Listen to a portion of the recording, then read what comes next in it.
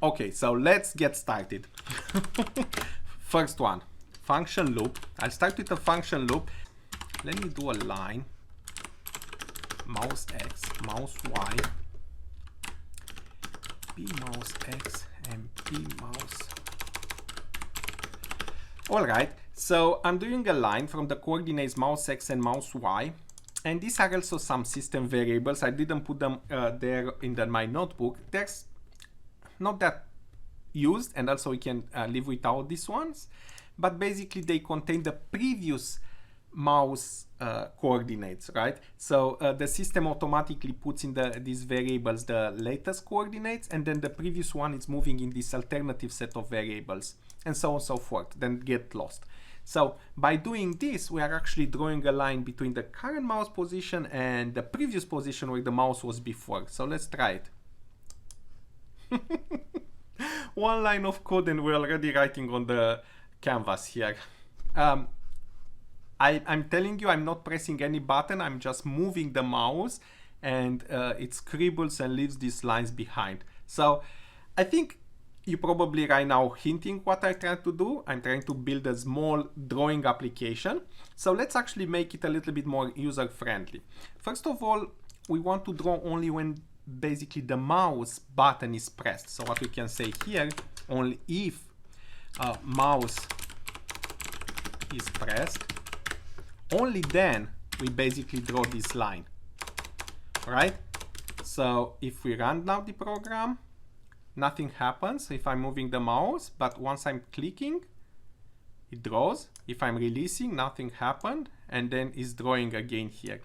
So first of all, you may wonder why this kind of weird shape lines here, since until now when we drew lines, line was kind of straight, right? So these are also straight lines if you believe it, but they are very, very short. So these lines are like tiny lines, 2-3 pixels long, and they are just connected with each other, with the next one, with the next one, with the next one. And we have here probably hundreds of these kind of small segments. And when they get connected, it looks like this organic kind of line. But this is actually generated out of many tiny lines. All right. So this looks nice. I like it, but I want to enhance the program a little bit. And I'm thinking, well, this is kind of difficult to, if we want to create a program ourselves and kind of do this kind of lines inside using code, this would be almost impossible. There are so many lines here that we have probably no chance. But what about if we create a tool that will generate that program? So let's do that. So the way I'm thinking to do that, I'm thinking to define here a variable named code, which is of a string type, right? A string is just a text. And as I'm drawing a small line here, I'm also writing inside this variable that is named code, a little bit of a snippet of code. And at the end of the day, hopefully, this one will contain a full program that we can execute and draw what we actually draw with the mouse here. So let's do that. So, and you'll understand in a second. So if mouse is pressed, what we want to do, we want to basically say here line, it's not line, let's say code line of code basically. Code line equal, and our line of code will be something like this, line, semicolon. See, it's like we are putting here inside the instruction inside, and here will be basically, we need to have 1, 2, 3, 4 parameters, right? We need to figure out what parameters to put inside, but then what we have to do, we have to append, to add to the code text this code line. And if you remember from last time, when we discussed a little bit about strings, let me make a small parenthesis here, just as a refresher. Strings are basically, in a sense, we are using the plus sign there to add them like expressions, but that's not addition, that's concatenation, right? So we can say 1 plus 2, and obviously the result will be 3, right? These are two numbers. But if we have a text, hello, and is written like in a string, and use the operator plus from math, and we put another string to the side, it looks like an addition, but well, these are not numbers, so they don't make sense in math, and we cannot call them addition. It's called concatenation. But the result is pretty intuitively, it's a single string that will be hello world. All right, so that's what we are doing here. We are using the plus sign to concatenate that current line to the bigger code string, which is basically contain the main program there. And don't worry, we're going to discuss more about strings in a future lesson. But for now, this kind of information is enough to complete our hopefully interesting program. All right, so we're concatenating code with code line. There is one thing that I still want to add. Well, if we look at the program, we'll see that each line, or each piece of code, it's on one line, and then the other line starts here. And when we are actually writing the code, we are pressing an enter, or pressing the enter key to go on the next line, right? So if we are here just concatenating things like that, we'll end up with a string that will look like that, which is something that we don't want. We want actually to have an enter after each of these lines. And the way we achieve this enter, enter is actually encoding inside strings as a character, as a single tiny letter, to say like that, or character more precisely. And the way we introduce an enter here, we go here, it's exactly like, for instance, if we want to introduce an x, we type x, but to introduce an enter, we type \n. It looks like two characters, but this is actually replaced with an enter. So this will nicely be basically concatenated and will look like we are pressing an enter after this line. But we are not finished yet.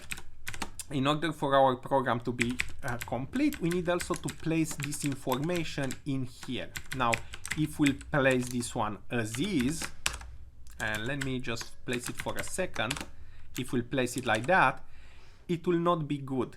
And the reason is that this is a string.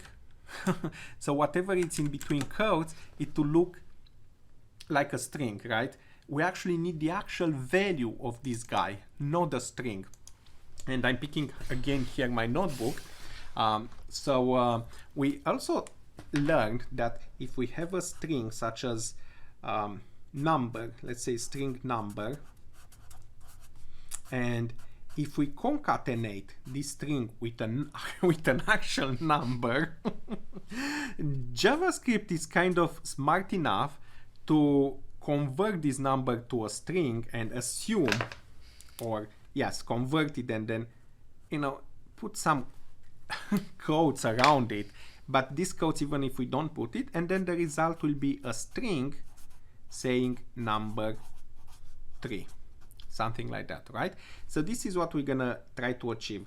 Basically, instead of number here, we're gonna use that line. And instead of 3 here, we actually use a variable, which is mouse x in our case, right? So this mouse x will be actually a number, and line will be the actual line word written. So it will makes more sense once we type this in the code. So let me type it really quick. So instead of actually having this in as a single string here, what I'm doing, I'm actually ending the string here, and I'm putting a plus, and I'm concatenated with this mouse x.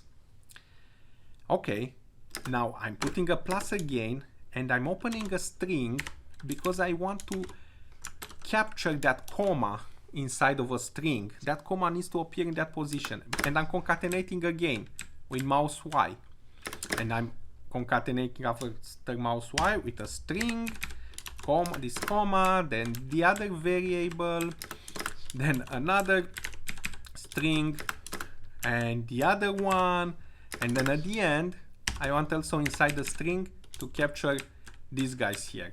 All right, and without that, so I want to capture, this is the end of the string, it's closing parenthesis, semicolon, and \n. Let me zoom out a little bit. Looks such a long expression. But if you look really closely to it, you'll see that it's made up of small snippets, either strings concatenated with numbers, strings, numbers, string, numbers, and so on and so forth. So basically this will produce, hopefully, the effect that we are intending, and we are adding this into the code variable. All right, so let me name this one mini draw, save it. Let me run it, still runs. And hopefully now inside that code variable, we are actually capturing all these various coordinates when we are drawing, but also capture it like a string, right? So inside this code variable, we're expecting to be a real code there. So all we have to do now, and let's go back here, if we don't remember how to use an event, and maybe perhaps I'm interested in the key pressed event. Okay, it's key pressed event, I can click on it. I see an example here. I'm interested just in this one, not in the example. All right, so let me define a function key pressed event. And this function will basically, since it's an event type function, will be executed automatically when we press a key on the keyboard. And inside we can check what key did we press. Maybe we want to do something only when we press a certain key. But in this particular case, it doesn't matter. Any key we are pressing, we want to do an action. So what we're gonna do, we're gonna just dump all this code on the screen. Let's see what's in there using a print line instruction. All right, if the program is correct, it should produce an effect. So let me try to write something here. Hello. I took my time to draw this. I hope that we don't have an error in the program. Let me press any key on the keyboard. Let's see what's happening. Boom! All right, it looks like a program indeed. It's made out of those lines with some numbers.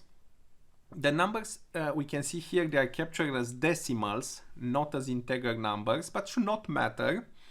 And they have many decimals, and then is a semicolon. All right, let's copy this one till the end. Copy. And I see that behind the program is still drawing. Maybe we should stop drawing once we display this one, but we're gonna do that in a second. So let me just open a new code page here. And remember, I have in the clipboard that program. Let me paste it.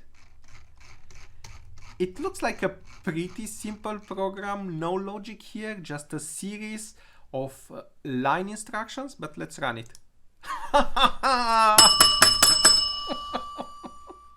Isn't this wonderful? We created a tool, a program that generates programs, right? So perhaps you can capture your signature, and then when we're gonna develop games in the future, you can make it the signature in that game, and so on and so forth. So I think this can be pretty useful in the future. Or if you're doing a pair programming with some advanced user and a beginner, a code newbie, the advanced user can create the tool, and then the code newbie can play with the output of the program and watch it there. And also, once you generate it like that, you can even enhance it further, such as perhaps we don't like to draw with black and we want the stroke to be a little bit thicker. So we can just put here stroke weight 3, and let's say we want to write with red. No problem, this is a program, looks a viable program. Look, just does that. Even if our original program captured this in just in black and white. All right, so let me share with you the hello. Actually, you know, we can regenerate this at any time. We don't need it. Let's delete it. We have a tool now. Why keep the output when we have the actual tool? So let's fix this tool a little bit. First of all, how can we round these numbers which are decimal and we can make them integers? Because it doesn't make sense to draw those sub-pixel level. Well, we can use a float function first of all, which basically, as you can see, the float function, it takes a decimal value as argument and will return the integer value. Well, there are different algorithms for rounding, and we can discuss this in a future lesson. So floor is basically is not rounding to the upper limit, but is actually to the lower one, which in this case should not matter anyway. So that's one thing. Let me do a quick scribble and press a key. Yes, the numbers are now round. Now it looks a little bit cleaner. Let's also take care of this aspect. So I'm drawing. If it's displayed, I don't want to draw anymore. So basically what we can do is here we can have a Boolean variable saying drawing. We can say true, right? And once we press a key, drawing becomes false. And we inside here we can say if mouse is pressed and drawing. Notice if a variable is Boolean, we don't have to write it, and I'm making a parenthesis here. Remember, if we have a number, let's say we can, when we write the if, we say a less than 3, and we say if a less than 3, do an action, something like that, right? But if we have already a variable that is Boolean, let's perhaps like this one, drawing, we can just say if drawing, meaning if this variable is true. This is similar to saying if drawing equal true, but this is, it's redundant. People usually don't do that in JavaScript, so they don't say, they don't compare a Boolean variable with the actual value. They just say like that, if drawing, meaning if drawing is true. All right, perhaps I missed this explanation last time, so I felt the need to do it. So let's run it again. I'm drawing, I'm displaying the code, and now I'm moving the mouse, trying to draw, it doesn't draw. Well, right. So mini draw program, it's ready now. All right. So this was program number 1. What an accomplishment! We built one of the programs that we planned for today. Let's start another one. And you know, these are not totally different programs. We're gonna build variations on this one. The time won't allow us to build total different programs. So really quickly, function loop. And well, let's do it similarly. So we're gonna start again. If mouse is pressed, perhaps this time we want to do a circle at mouse X and mouse Y. And perhaps 10, radius 10, let's see. Yeah, maybe radius 20. So it's drawing a circle each time we are moving. Yes, we are moving, we are pressing the mouse and we are moving it. Let's do a nice, let's fill this with nice colors. And one form of fill is basically to specify the red, green, and blue as values from 0 to 255. What we're gonna do, we're gonna generate random colors. So instead of red, instead of putting a number, something such as perhaps like that, we're gonna, yeah, so this is a, I don't know what color is this one, violet. Instead of this one, let's use random numbers from 0 to 255. And we can use the random function, the one that we used previously. We can, with an argument, which basically, if we don't pass the argument, a number, it returns numbers in the range 0, 1. If we pass an argument, it returns in the range 0 to the number, so basically 255. So let's run it now. Notice, while I'm keeping the mouse pressed, the last circle is drawn in place and it's cycling through so many colors. Hi, I can even draw this. You know what, let's persist this one. Let's see if we can persist it as well. Let's do the same technique again. It's a, you know, it's repetition. It's very good for learning. So let's repeat the same exercise. Let's define a variable here, code, really quickly. And each time we are basically drawing this, well, if we want to capture both the color and circle, we want to place this kind of instructions inside that code, right? So first of all, if we're gonna call random again, for instance, when we concatenate, okay, let's start and we'll see. Okay, so code is plus equal. I'm not taking a separate variable, I'm adding directly to code. I'm adding fill, and here basically something like that, semicolon, and here I have to place basically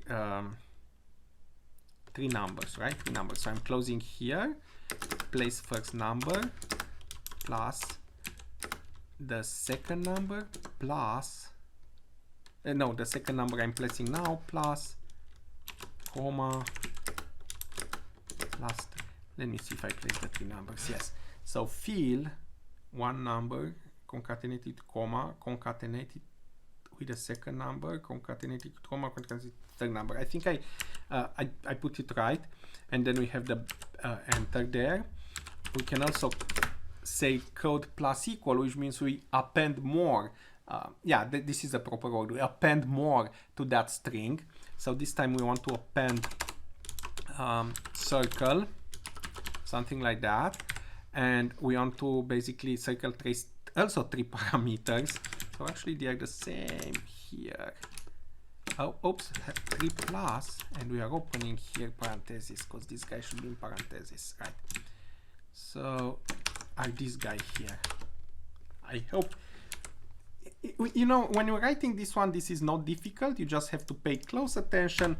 How do you open and close the string? Then concatenate with the number, open and close the string, concatenate number, open, close, concatenate number, something like that. So if you pay close attention, these are not difficult. They just look intimidating. But obviously we cannot put 1, 2, 3. Let's put for the circle.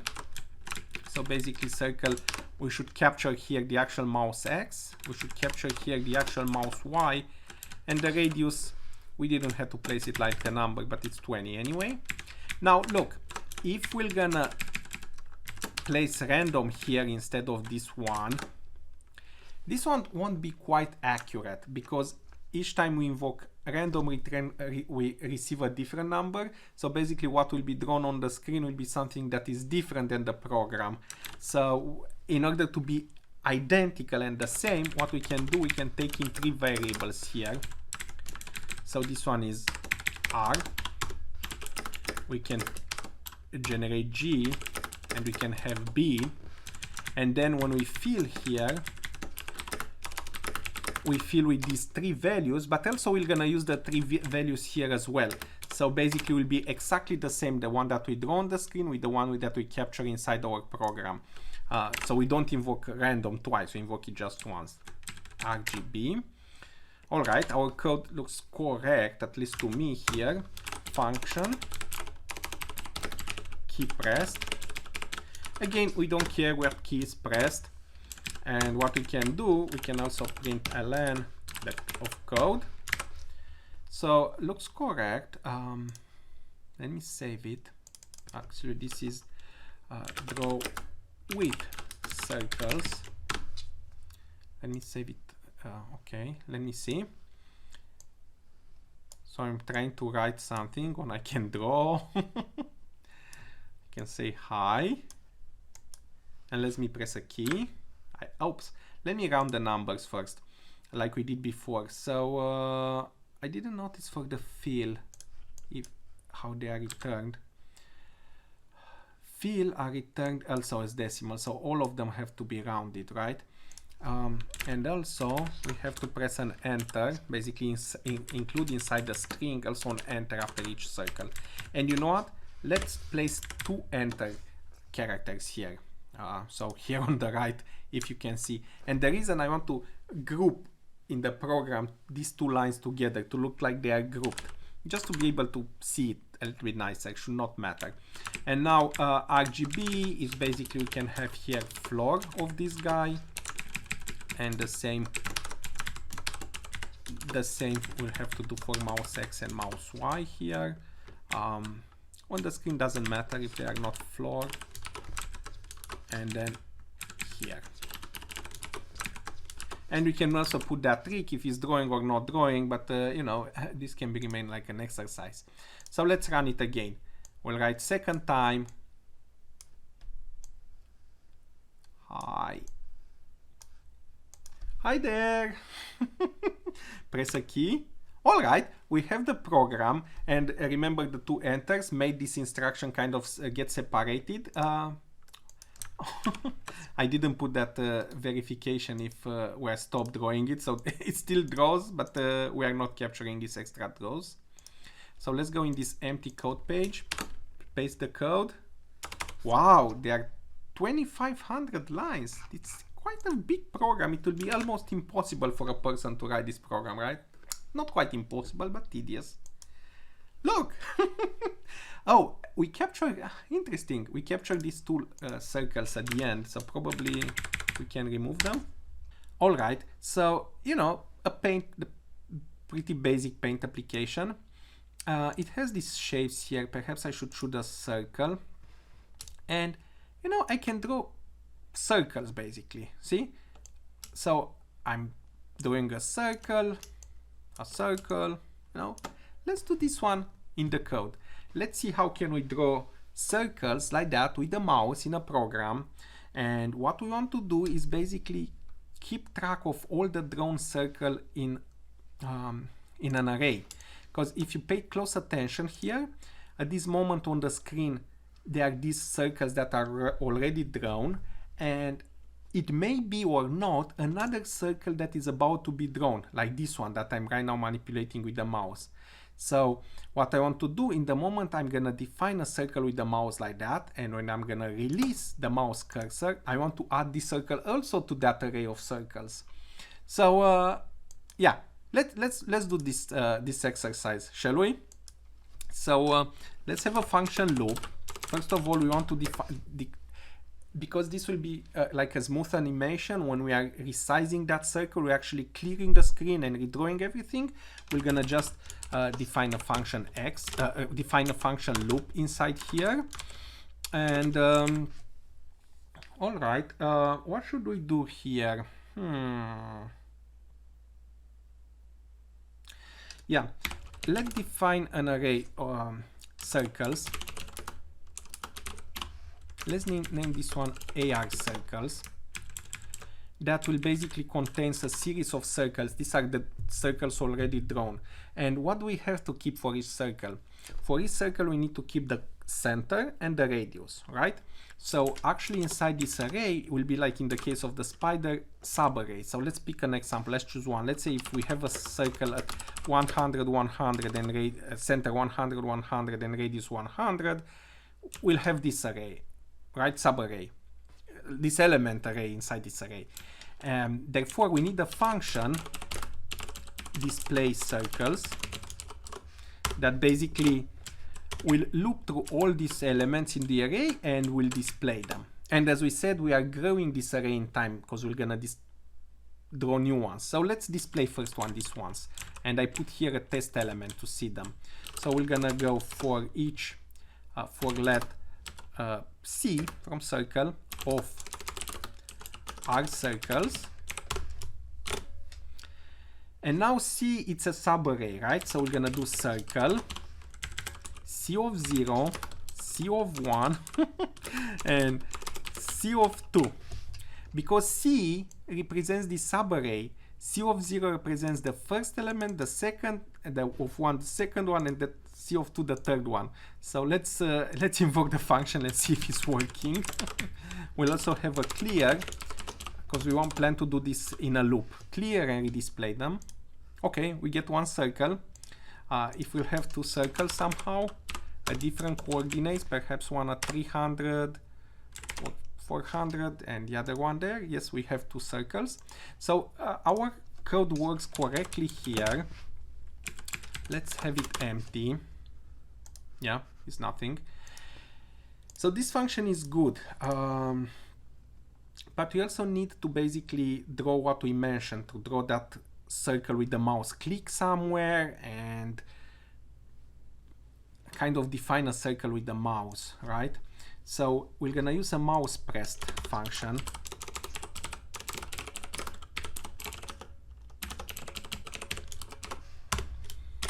So mouse press, we press with the mouse, we define the circle, and then we're gonna need the mouse release function to basically specify that we finish the circle.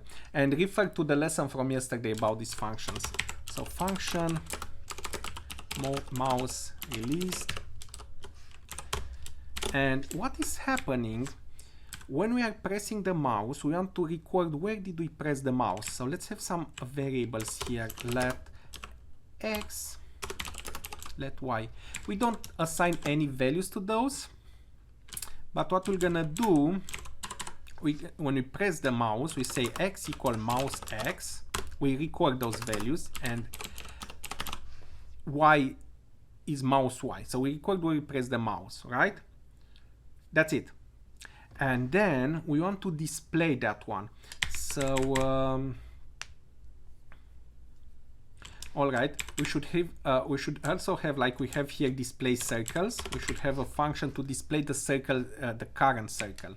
So let's have a Boolean variable that will specify if we are in drawing mode.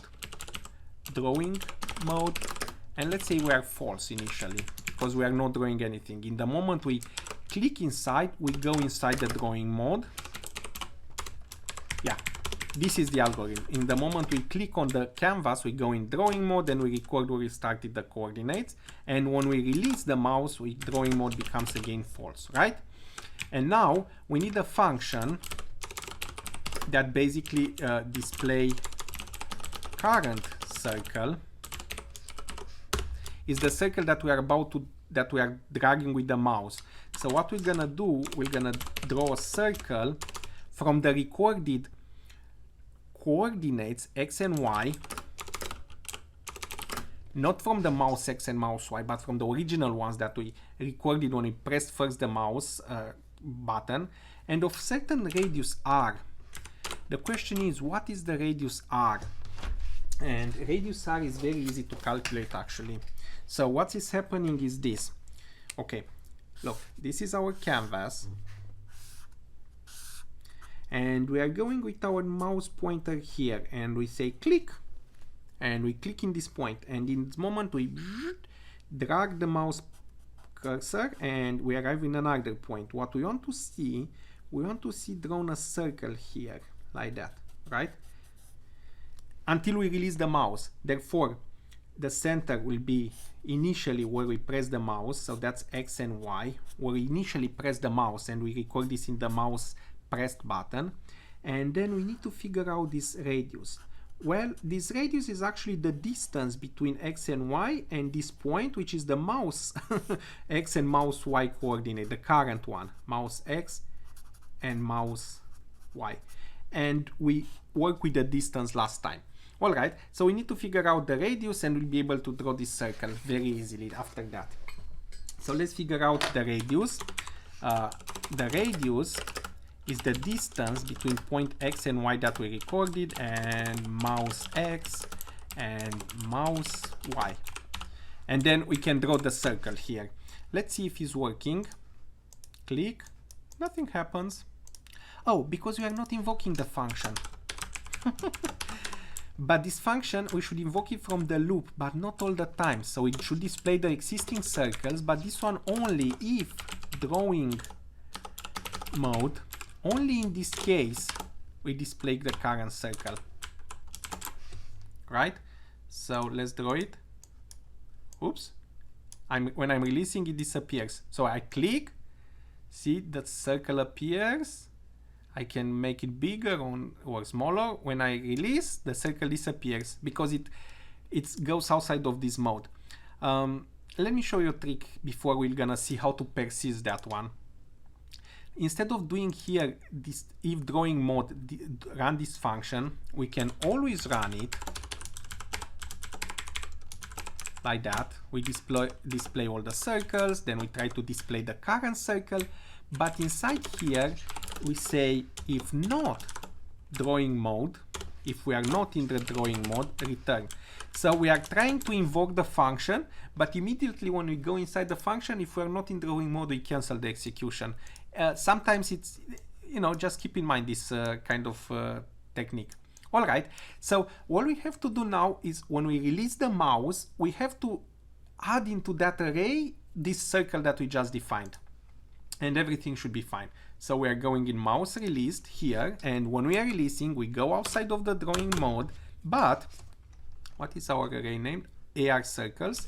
We can say AR circles dot push. And now we are pushing a small array made out of x and y. The coordinates, we do start the circle to define, and we need to push also the radius r. Well, we can take that in a separate global variable, or we can just recalculate it again like we did here. Distance between X and Y and the current mouse position. So by adding it dynamically inside this array will be looped through by the display circles, and we expect those circles to appear on the screen. So let's name this one draw circles, like that. We'll save it and we'll run it, and voila, we have circles that they are persisted on the screen. And you know what, perhaps we can, the current circle, we can display it with a different color than the other one. So what we can do here, we can say stroke, perhaps this one will display it with light gray, because we want to look a little bit you know, lighter, and this one, let's say it, the other ones will be stroke black, or we can choose different colors. So light gray, boom, it appeared. Light gray. See? All right, looks pretty cool. So what we can do right now, we can do like we did yesterday. We can make this program generate a source code, or we press a key of a program that will do the same drawing. Shall we? Let's do. So perhaps we should handle here, let's do it at the end, because right now we don't care. This logic is related about drawing, but we can have a function key pressed,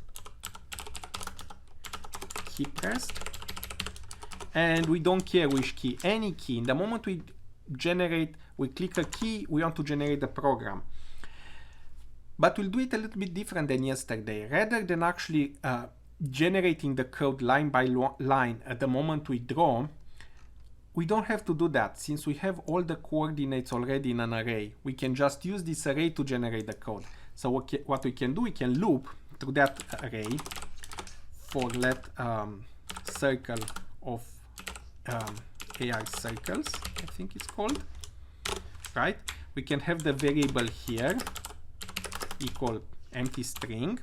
We loop through this array, and what we can do, we can say code, and now we concatenate to the code circle like that, and then we c of 0 plus we put a comma plus c of 1 plus we put comma plus c of 2, this is the radius, plus we close, we put, and we put an enter. Something like that. And now we can print the code on the screen. Hopefully we don't have any mistake. Let's save it again, run it, and draw something nice. Hopefully something nice. And hopefully we don't have a mistake. I don't know if this is nice to you. I do my best. It looks like the bear, you know. I'm trying to reproduce the... Oh, that's a big ear. I'm trying to reproduce the bear that we draw with code in the first lesson. All right, so let's press any key. And we got this code. We forgot to round up the decimals, but let's just copy the code. We'll close this one. Let's go right now in a new page of code. We paste the code here. Run it. And we have a bear generator. All right, so perhaps here, like we did last time, we can do floor like that, just like that. And now the program should look much cleaner because we don't have to place decimal numbers inside there. So let's try. Yeah, it looks much cleaner. All right, so that's one way to generate the code. We could have generated differently though. I'm thinking maybe another method to generate this one would be, yeah, I'm doing a time check here really quickly.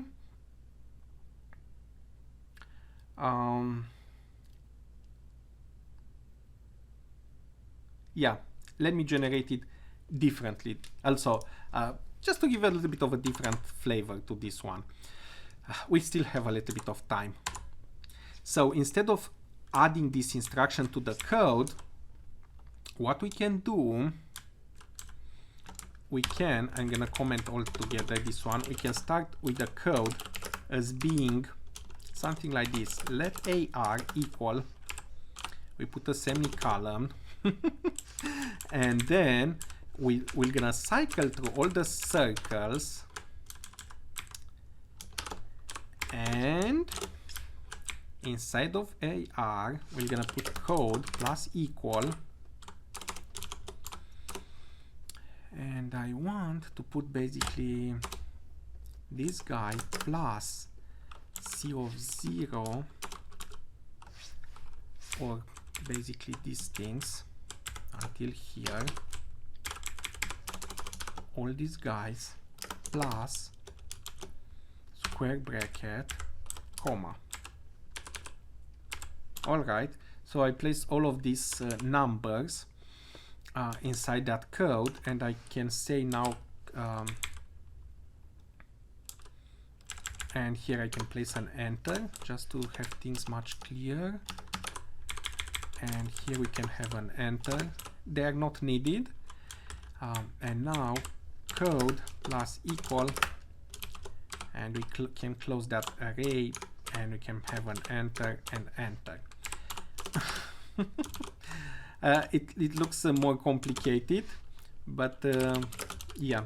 So let's have, also we need to add to the code something else. We need to add it's like we are looping through the code. C of AR, and I'm gonna try to type everything in one line, although it doesn't look nice. Circle AR or C of 0, C of 1, and C of 2. This time inside the string, just like that. All right, let me print the code and see if I did something good or bad here. I'm drawing one circle, two circles, three circles, these circles. Press a letter. All right, so I got this small snippet of code that I'm copying. So I intended basically to, instead of generating the program line by line with circles, I generated a program that contains an array, and then it also contains the logic to loop to that array and display it. So I'm not sure why I have an error here. Probably I didn't close. Yep, I forgot to close a parenthesis when I generated this. But supposing we close that one, and if we run it, we obtain the same effect. So yeah, this is version 2 or another possibility to generate code. Let's put here v2, and this one will be v1. In the interest of time, I'm not beautifying this one. I let to you as an exercise to beautify it, and also to go through the code and really understand how all these concatenations work. But I hope that you like the exercise nevertheless. This project was extracted from my JavaScript course for absolute beginners here on YouTube. The course has tons of projects such as this one. Please watch all the episodes by using the playlist link in the description. If you like the channel, please subscribe and activate notifications. See you next time!